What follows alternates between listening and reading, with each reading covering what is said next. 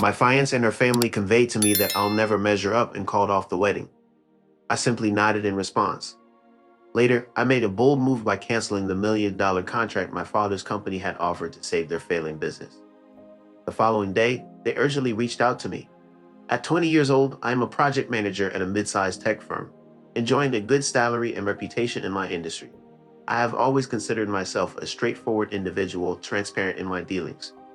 For the past 4 years, Hannah, who is 28, has been the highlight of my life. She is lively, humorous, and can turn a mundane trip to the grocery store into an exciting adventure. I truly loved her.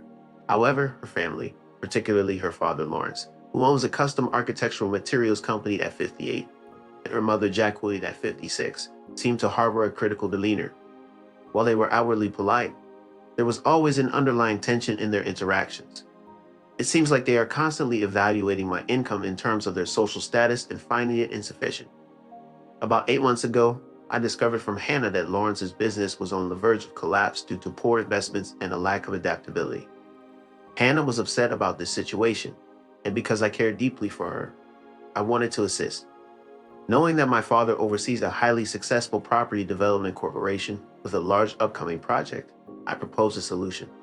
I presented a business proposal to my father, highlighting that despite recent setbacks, Lawrence's company excelled in a specialized area. I suggested that my father's company could subcontract the finishing work for the lobby and executive suites to Lawrence's firm, providing a much-needed lifeline. Although my father is a savvy businessman who doesn't take unnecessary risks, he trusted my judgment and agreed to support the idea. After conducting thorough research, his team found that Lawrence's company posed a significant risk. Nonetheless, my father, believing in me and wanting to show his support, structured a contract with strict quality control gates and a termination for convenience clause were standard features in his business contracts. The termination for convenience clause allowed the client to cancel the contract at any time for any reason, with a predetermined penalty fee. This gives us an out if he can't deliver or for any other reason, he explained to me. The contract, worth just over $1 million, included a $75,000 penalty for termination. When I informed Hannah, she couldn't hold back her tears of relief. Lawrence shook my hand vigorously, expressing his gratitude. That was half a year ago. The contract proved to be a lifeline for them. Lawrence was able to rehire his staff, make initial deposits, and successfully complete the first 2 progress payments. For the first time, Hannah's family showed genuine appreciation towards me. Lawrence even started referring to me as son. The change was noticeable as their financial stability seemed to have garnered their affection. As Lawrence regained his confidence, his arrogance resurfaced. Once he started making comments about getting back on top where he belongs, Jacqueline began planning a wedding that was far more extravagant than what Hannah and I had discussed. The breaking point came last night. It wasn't a formal ambush, it was worse. It was a casual, spontaneous execution. We were at their house having a glass of wine. I brought up the wedding budget, mentioning that Jacqueline's latest plans were about double what Hannah and I could realistically afford. Jacqueline let out a small, condescending laugh. "Oh, Arthur, don't be so provincial. One must project success. It's an investment in our family's image. With all due respect, Jacqueline, it's our wedding and our finances," I said as gently as I could. Lawrence, who a few months ago was practically begging me for help, puffed out his chest. "Arthur, there's a certain way of doing this. You're a good manager, but you don't quite have the vision for what this family is becoming." Again, the air went still. "Vision?" I asked, looking at Hannah. As Lent swirled her wine, avoiding my gaze, that simple gesture spoke volumes. "You're a nice boy, Arthur." Jacqueline's words cut deep, "but you're a stepping stone, not a destination. Hannah deserves someone who matches her status." Hannah, in a soft but resolute voice, echoed their sentiments. "They're right, Arthur. I'm sorry. This isn't working. We should call off the wedding." The realization didn't strike me like a bolt of lightning. It was a gradual, chilling realization. I had been used, for my love, for my family's resources, as a means for them to regain stability. And now that they were secure, I was dispensable, an expendable asset. Without raising my voice or protest, I calmly addressed the trio, their faces radiating smug satisfaction in their regained supremacy. "I understand," I said as I stood up. Walking out, I made my way to the car, sitting in silence in their driveway for what seemed like an eternity. With trembling hands, the drive home became a haze of confusion. This wasn't a premeditated decision on my part. As an immediate, raw physical response, The pain felt overwhelming. However, beneath the surface, a chilling anger was stirring. Through most of the night, I found myself gazing at the ceiling, replaying each patronizing remark. Come morning, I dialed my father. My voice trembled as I began. It ended with Hannah. His silence lingered briefly before he offered his sympathy. I'm sorry, son, truly. What transpired? I explained that they had deemed me inadequate now that their financial troubles had waned. Speaking the words left a bitter taste in my mouth. After a moment, my father's tone shifted to one of resolve. That termination option for convenience. Are you considering it? I disclosed that I was, my voice betraying a hint of fragility. I acknowledged the repercussions it would carry for the company, the financial penalty, and the urgent need to secure a new supplier. I hesitated, knowing it was a significant request to make of him. Interjecting, he assured me my business will cope. Though it will pose challenges and incur expenses, family always takes precedence. Are you completely certain this is your decision? As their faces, arrogance, and lack of gratitude flashed through my mind, the cruelty of the situation is unfathomable. I assured him that I'm fine, and he mentioned that the legal team will be drafting the notice of termination this morning. They will cite the relevant clause, and the notice will be sent to Lawrence's office by midday.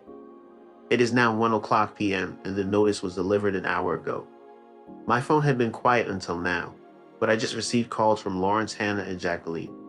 They are starting to grasp the reality of what just transpired. Update 1. Thank you everyone for the overwhelming comments on my previous post. It's comforting to know that my feelings are justified and that I'm not alone in this. Many of you requested an update. Things have taken an unexpected turn. After my last post, the calls began pouring in. The initial voicemails were not angry, but rather perplexed.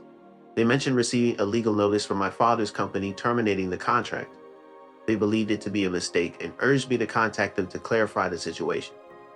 My father is understandably distressed. Terminated the contract. Is this some sort of cruel joke? Please call me. I ignored their calls for hours, letting them go to voicemail as I needed space. The initial cold anger I felt was now replaced by a deep, gut-wrenching hurt. I couldn't eat properly or focus. This wasn't a simple act of revenge. It felt more like a painful, messy amputation. As the evening wore on, the tone of the messages took a drastic turn. Panic had set in. Lawrence, Arthur, please call your dad and ask him to undo this. The penalty fee doesn't cover the costs for the next phase of my work. I borrowed money, Arthur, based on the assumption of the full contract value. I have employees to pay. You're ruining me. It became clear that he hadn't just recovered financially. He had also put himself in a risky situation by assuming the full value of the $1 million contract. The $75,000 kill fee would be nothing compared to the massive debt he now had. I eventually answered a call from Hannah late that night. It was time to confront the situation. How could you do this? She sobbed over the phone, genuine tears in her voice. Hannah, you ended that? Our engagement ended abruptly as tensions rose between our families. The disagreement escalated, causing financial strain on my father, who now faces bankruptcy. The symbolic gesture of the engagement ring has lost its meaning without the promise of a future together. Despite pleas for reconciliation, the relationship has reached a point of no return. As I was about to leave for errands, Justine unexpectedly appeared in my apartment building, signaling a possible shift in her approach. He stood by the door, Arthur, she said with an attempt at looking sympathetic. We regret everything. Our words were spoken out of stress. You, on the other hand, meant every word, I replied, continuing without hesitation. She pleaded, think of Hannah. She's devastated. She cares about you. Consider the employees and their families. By letting your emotions dictate, you're risking their jobs before the holidays. The attempt to manipulate me felt almost disrespectful in its obviousness. Their livelihoods are at stake due to Lawrence's irresponsible business practices and your family's tendency to treat people as expendable. This responsibility does not fall on Lee Jacqueline. I reached my car before closing the door. She mentioned keeping the ring, claiming it as the least she deserves for the pain you caused her. The sheer audacity left me speechless. Without a word, I shut the door and drove off. The ring, not a large diamond but a vintage sapphire piece, I had carefully chosen because, see, it matched her eyes. It was appraised at $9,500. Not a fortune, but not insignificant. And the principle of it, that was what stuck with me. It raped my heart, and they want to keep a parting gift for their trouble. The silence from them now is different. It's not the silence of waiting. It's the silence applying. Update 2. Hey, it's me, Arthur. It's been a few weeks. The quiet I mentioned didn't last as many of you predicted. When director tax failed, they went for the scorched earth option. The smear campaign began. Jacqueline, a master of back-channel gossip, started telling a twisted version of our story to anyone who would listen. In her telling, I was a possessive and unstable partner. The contract was a tool I used to control Hannah. When she and her family found the courage to stand up to me, I flew into a rage and pulled the contract to destroy them out of spite. It was insidious and designed to make me look like a monster. A few distant acquaintances bought it. I got some judgmental texts, but my true friends, my family, were all aware of the truth. When industry inquiries arose, my dad's company handled the situation professionally by stating that the contract had been terminated for convenience as per the agreement's clauses, and a new vendor had been secured. The neutral way in which this information was conveyed only served to highlight the over-the-top nature of Jacqueline's dramatic narrative. Lawrence faced significant consequences. The termination became public knowledge quickly. Rumors circulated that his financial lifeline had been severed, which, combined with his already shaky reputation, proved to be his downfall. The bank demanded immediate repayment of the massive loan he had taken out. Suppliers insisted on upfront payment, and he struggled to meet payroll, leading to staff layoffs. I sympathized with the employees who suffered as a result, as they were innocent casualties of Lawrence's pride and recklessness, not anything I had done. Meanwhile, Hannah turned to social media, posting cryptic, melodramatic messages about surviving a toxic relationship and gaining insight. It felt worthwhile and empowering to take action in response to the issue of the ring, spurred on by Jacqueline's words echoing in my mind. She deserves better. The ring symbolized their sense of entitlement, prompting me to shift from a passive stance. Seeking the guidance of a lawyer who was not one of my dad's typical corporate representatives, we took the step of officially requesting the return of the $9,500 engagement ring from Hannah. Unsurprisingly, our plea was disregarded, leading us to escalate the matter by filing a case in small claims court. While the monetary value was not significant, the aim was to confront them in a space where manipulations and deceit held no power, and only the truth mattered. It was a way to hold them accountable without room for evasion. Although progress has been gradual with a court date scheduled for next month, circumstances outside of my direct intervention have also catalyzed change, illustrated by the for sale sign appearing on their property, their last remaining significant asset, now under threat due to financial pressures. The sign brought about an eerie sensation. It wasn't a moment of triumph, but rather a somber acknowledgement of the inevitable end to their tale of greed. Last night, I received an email from Hannah's new account. In her lengthy message, she accused me of being heartless and blamed me for causing turmoil over a trivial ring while her family faced financial hardship. "You have inflicted unimaginable pain," she lamented. Strangely, I found myself devoid of any strong emotions upon reading her words. No anger, no sorrow, just a sense of closure. I kept the email and promptly forwarded it to my attorney along with a brief note, citing it as further proof of her refusal to return the ring she possesses. This isn't a straightforward win. It's a messy, drawn-out, emotionally draining ordeal. Yet it marks a journey towards regaining control. They aim to paint me as the antagonist and themselves as victims in their narrative, but I am now committed to ensuring the truth prevails in the final chapter. Final update. Hello everyone, it's Arthur. This update will be my last. The recent months have been a slow, challenging process, but I believe we are nearing the conclusion of the accounts. I arrived with my lawyer, and Hannah came accompanied by her parents. Their previously haughty demeanor had dissipated, replaced by a defensive, brittle anger.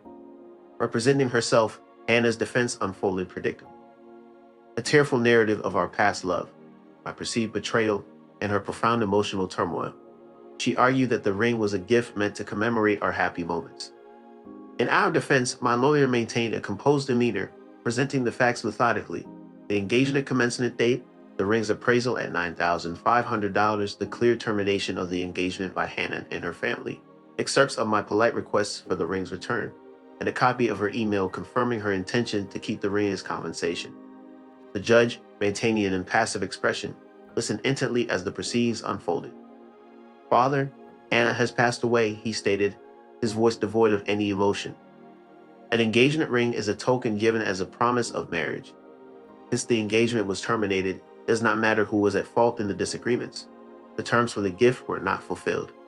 You are required to return the ring to him or compensate him with the appraised value of $9,500. You have 10 business days to do so. Hannah stood there, speechless and shocked. Jacqueline's expression was a mix of anger and embarrassment. In their world, they could always talk their way out of situations. However, here, in the impartial realm of the law, their story crumbled. A week later, the ring arrived at my attorney's office via mail, in a simple padded envelope with no accompanying message. The remaining events unfolded as expected. Lawrence's business was dissolved, the house sold for less than its value. I learned through a mutual contact that they had moved into a rented townhouse complex. Their aspirations of climbing the social ladder had come crashing down. I never received any further communication from them. Their contact information remained blocked. Their chapter had come to an end. For me, this has not been a celebratory victory lap, but rather a gradual and painful learning experience. The betrayal has left a lasting impact. I have sought the help of a therapist not only to navigate the aftermath of the breakup, but also to understand why I ignored warning signs for so long in my desire to make the relationship work.